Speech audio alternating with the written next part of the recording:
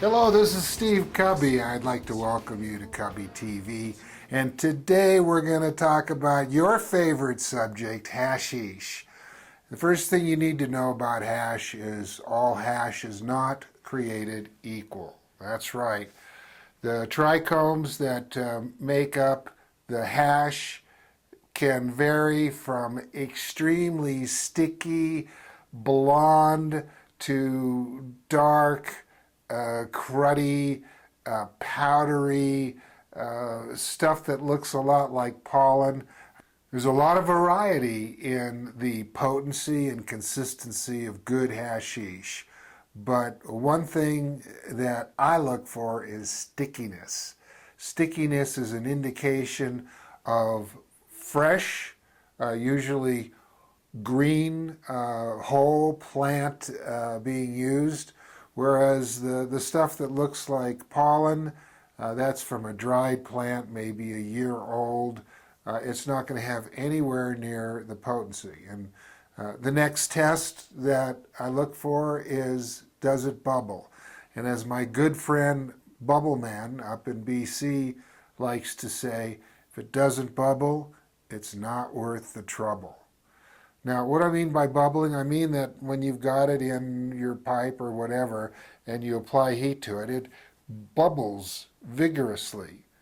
If it just burns, then it doesn't have much of the active ingredient, and it's not going to be nearly as stony as something that bubbles. As a matter of fact, if you really want the cleanest and the most soaring cerebral high, it's going to come from bubble hash. Now, I know there's all these wonderful extracts out there. There's wax, there's infusions, there's all these different ways of getting high, but my personal favorite is properly made bubble hash.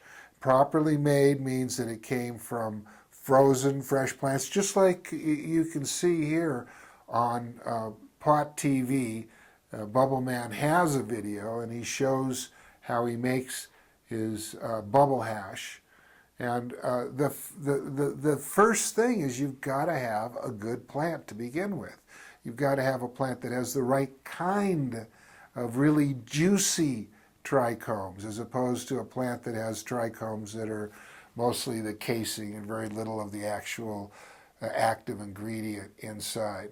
Now, another thing is if you use fresh plants, you're going to get the acid form of these cannabinoids. For example, instead of THC or tetrahydrocannabinol, you'll get THCA, the acid form of THC. Same with CBD, you get CBDA. And we're just beginning to discover how incredibly effective and healing the acid forms, the non-decarboxylated forms of THC and CBD really are. Now, you can take this bubble hash and you can heat it, you can burn it, you can do a variety of things to decarboxylate it and turn it into a very, very potent form of THC. And same with the CBD, although it won't be potent in a psychoactive sense, it'll certainly be potent as CBD is in relaxing and mellowing out people's paranoia and nervousness. So that's a very good use of CBD.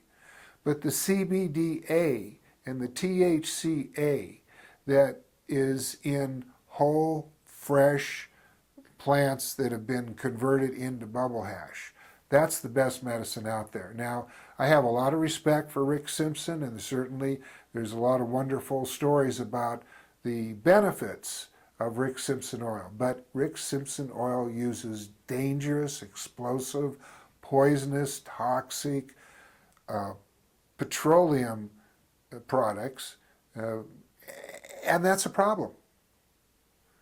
But Rick Simpson oil uses dangerous, explosive, toxic petroleum products, and that's a problem. I mean, unless you're really, really careful, it's very easy to get heavy metals and other contaminants into your Rick Simpson oil. And what do you have with Rick Simpson oil? You have a very highly refined, what appears to be basically THC, whereas with bubble hash, you have the THCA, the CBDA, you have cannabinoids that are destroyed by heating, and you have the terpenoids that are so important to modulating the high.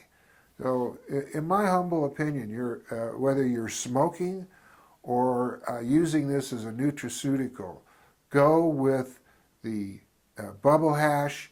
It's clean, it's pure, and it offers you a cannabinoid profile that just can't be matched by Rick Simpson oil or even by whole bud that's been dried. Now, the most important thing I think about hash is don't ever get caught with the Rick Simpson oil ingredients. Don't get caught with extraction equipment, solvents, because you will go to jail. I mean, this is something that prosecutors just treat as a terrorist act, and judges are quick to comply. I've seen good law-abiding dispensary owners go to prison because they were caught with these materials, even if they didn't have any actual hash, if they were caught with the solvent and the materials to make hash from butane or alcohol or white gas or any of these other solvents. This is prosecuted, at least here in California, very, very vigorously. And it's only getting worse because we're seeing more and more explosions. And police and prosecutors, judges, they won't tolerate this. If you get caught with butane, if you get caught with solvents, if you get caught with these materials. Now, the dispensaries will argue that they can legally sell it because they haven't made it. They're just selling it. And apparently this is accepted. So you can buy these things in a dispensary. You're much safer buying it than making it at home. So please, please don't fuss with these petrochemicals. Don't blow up your apartment or your house. Don't be one of these terrible, terrible stories that we're hearing more and more of people with third-degree burns, seriously damaged for the rest of their lives, and still having to face felony charges for the manufacture of honey oil and things like this. So take my advice and steer clear of the explosives, the solvents. Go with the bubble hash, or buy your hash from a dispensary where it's tested and you have reason to believe that you're not poisoning yourself. Well, this has been Steve Kubby with Kubby TV, Pot TV, Cannabis Culture, and other sites on the internet, wishing you a great 420 day.